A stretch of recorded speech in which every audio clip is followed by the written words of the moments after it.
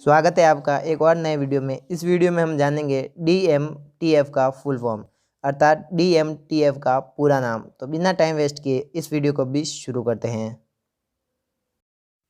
DMTF full form D distributed, M management, T test, F force. तो DMTF का full form हो जाएगा distributed management test force.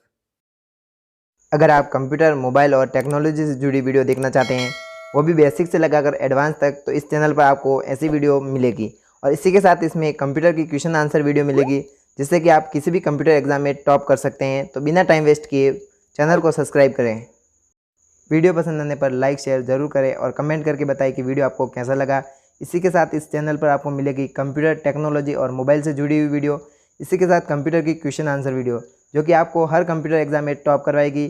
तो तब तक के लिए सीखते रहिए ऐसा इंडिया के साथ। वीडियो देखने के लिए आपका दिल से धन्यवाद।